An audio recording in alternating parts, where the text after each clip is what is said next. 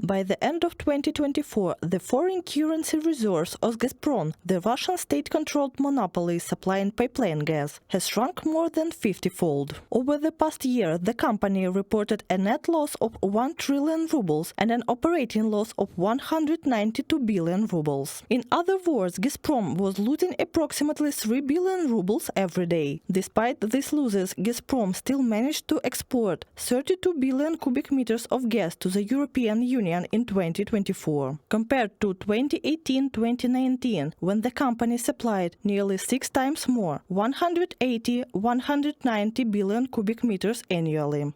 In terms of the central bank's exchange rate, the foreign currency cushion of the company, which positions itself as a national treasure, decreased from 862 million to 13.5 million, that is by 98.5%. Gazprom's total financial cushion, including rubles and settlement accounts, shrank by 17% over the year. The share of currency in it fell from 24% to an insignificant 0.4% from the Moscow Times publication with reference to Gazprom's annual financial reports.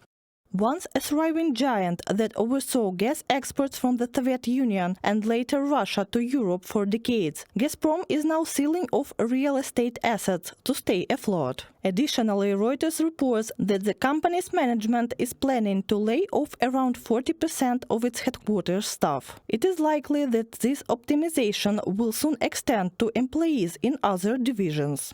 The number of staff at Gazprom Export has shrunk to just a few dozen employees. Miller has now approved plans to cut 1,500 jobs at the parent company's headquarters. The dismissals at Gazprom headquarters have yet to be announced, but staff have been asked to prepare individual presentations about why they should keep their jobs, from the Reuters publication. Gazprom's financial troubles are not just an internal corporate crisis. They reflect a wider economic downturn in Russia. According to Ukraine's Center for Countering Disinformation, Gazprom is one of the country's largest and most strategically significant companies, is now a clear indicator of a deepening economic crisis.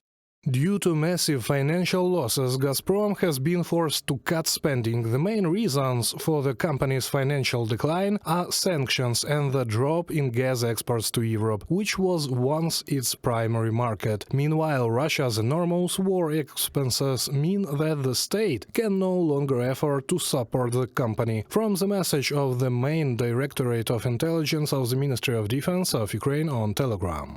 Gazprom's crisis stems from the Russian government's attempts to use gas exports as a geopolitical weapon against Europe. In March 2022, Putin declared that so-called unfriendly countries would have to pay for Russian gas in rubles instead of euros. Moscow threatened to cut off supplies to any nation that refused. However, the Kremlin severely miscalculated. European nations, particularly Germany, the key target of Russia's Nord Stream 2 pipeline, were determined to end their reliance on Russian energy.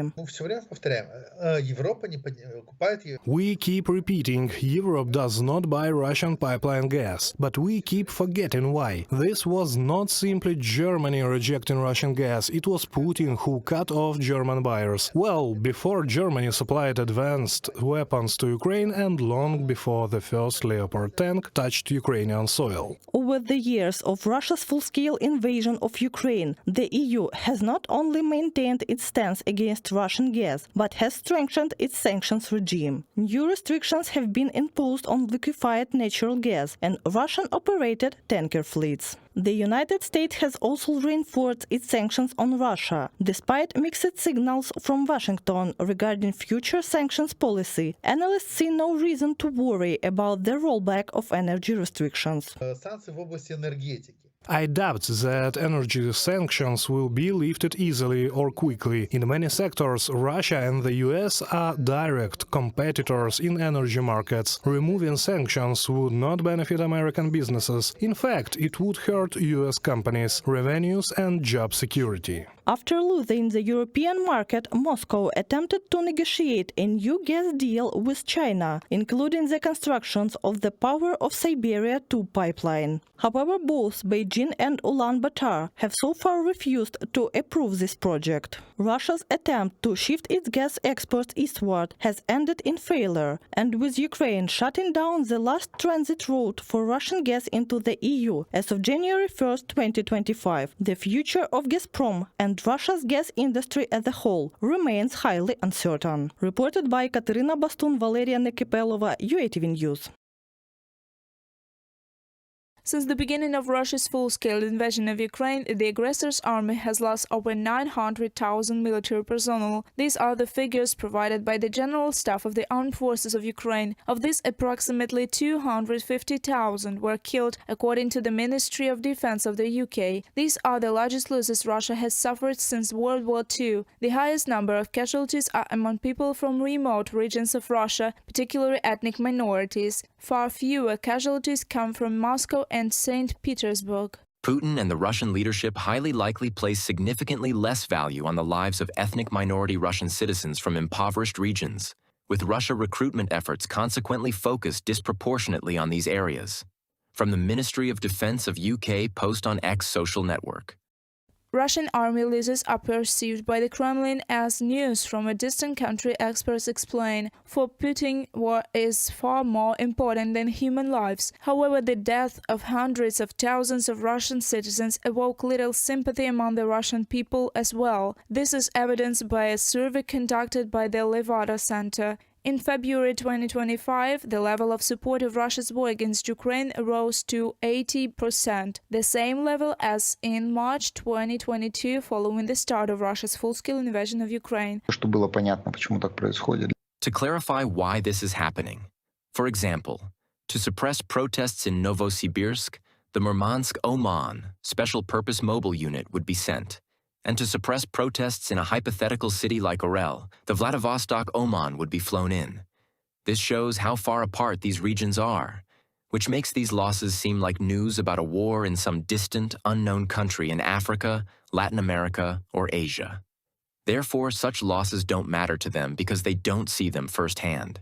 Russian authorities have exhausted nearly all reserves that could be sent to fight the war against Ukraine. Now they are conscripting not only prisoners but also defendants. By the way, there is a severe shortage of personnel in the police and penitentiary services as well. The lack of workforce has become a publicly acknowledged issue by the Russian government. One of the reasons for this is the mass immigration of men of conscription age after Putin declared partial mobilization. But the main reason is the need to constantly replenish the Russian army's losses. Therefore, Putin has turned to North Korean soldiers. Up to 12,000 North Korean soldiers have been sent to participate in combat operations in the Kursk region. Thousands have been added to the casualty lists. Despite the involvement of North Koreans in this war, it's more of a political move. Their numbers do not have a significant strategic impact on the battlefield. What's worse is that Kim Jong-un is not only not reducing, but actually increasing the supply of ammunition and weapons to Putin's regime. Putin is clearly running low on ammunition, and the ability to compensate for this shortage with supplies from North Korea and, to a significant extent, Iran, is certainly an advantage for him. South Korean intelligence has reported that from January to February 2025, North Korea sent another 3,000 soldiers to Russia. On March 21st, Secretary of the Security Council Sergei Shoigu made another visit to North Korea. Russian media reported that Shoigu delivered a message from Putin to Kim Jong-un. Details are unknown. According to Shoigu, during the talks, the sides discussed the implementation of agreements reached during previous visits by Kim Jong-un to Russia and Vladimir Putin to North Korea. Special attention was given to security issues, the situation in Ukraine, and the start of dialogue between Moscow and Washington. From Radio Free Europe publication. If Putin demands that military aid to Kyiv be stopped, he should start by halting the supply of weapons and troops from North Korea and Iran, stated the Ministry of Foreign Affairs of Poland, Radoslav Sikorsky. But while demanding that Ukraine stop its mobilization, Putin continues to send new recruits to the front, and there is no intention of stopping the recruitment process. Previously, the Kremlin dictator announced plans to increase the size of Russian army to 1.5 million people. Reported by Alexandra Zaslavets, Victoria Smirnova, UATV News.